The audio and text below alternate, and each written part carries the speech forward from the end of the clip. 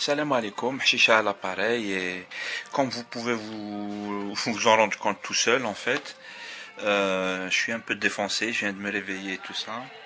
Mais sinon, c'était juste pour vous montrer ça en fait. Je sais pas si ça apparaît normalement ou à l'envers là.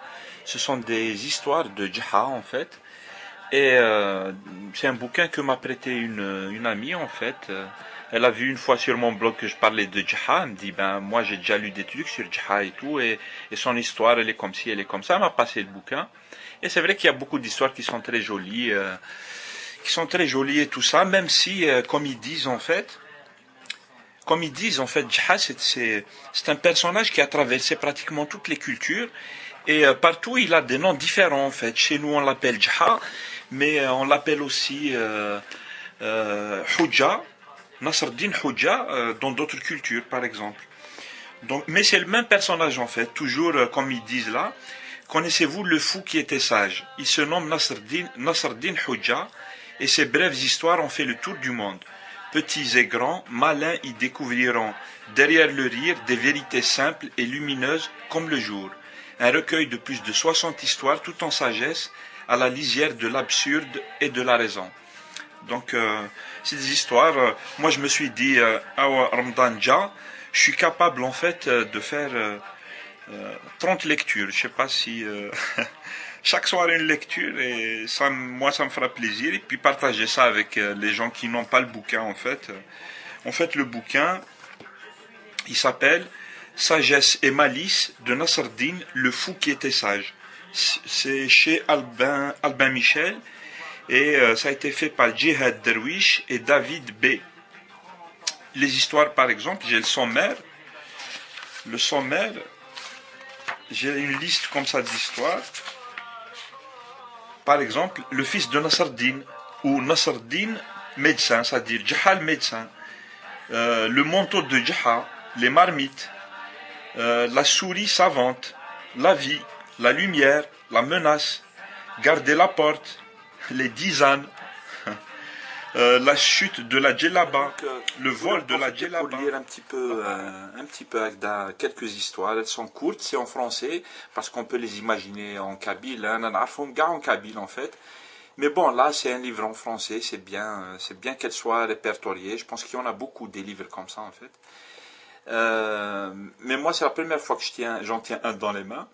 Et donc, je voulais dire donc finalement, moi je peux en lire de temps en temps quelques-unes. Et puis ça sera في خاطر الناس اللي يديروا سهرات رمضانية devant leur YouTube. هكذا ça fait كيما زمان ça fait passer le temps. Et puis concernant donc notre la nuit où il a plu du couscous. Un jour, en labourant son champ, Djaha trouva une jarre remplie de pièces d'or. Il se hâta de la cacher sous un arbre en attendant la nuit pour la transporter sans être vu. Mais possédé par une folle envie de partager sa joie avec quelqu'un, il courut jusque chez lui. Il ferma la porte à clé, tira sa femme par le bras vers la pièce la plus éloignée de la maison, regarda autour de lui pour vérifier qu'il n'y avait personne et lui chuchota à l'oreille la bonne nouvelle en lui enjoignant de n'en souffler mot à personne. Une fois couché, Djaha se rendit compte de la bêtise qu'il venait de faire. Il était le premier à savoir que sa femme ne pourrait pas tenir sa langue et que le lendemain, la nouvelle serait diffusée partout. Il réfléchit et trouva une idée.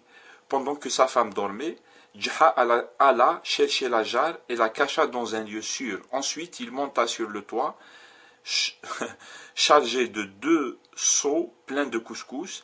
Il fit du bruit pour imiter l'orage, puis il dispersa le couscous sur le toit, dans la cour et autour de la maison avant d'aller se recoucher. Au réveil, sa femme l'appela. J'ai eu peur cette nuit avec tous ces orages. Le linge que j'avais laissé dehors doit être trempé.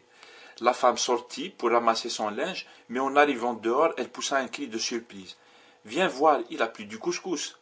Rien n'est impossible à Allah, lui répondit Djaha, avec un air de grand philosophe.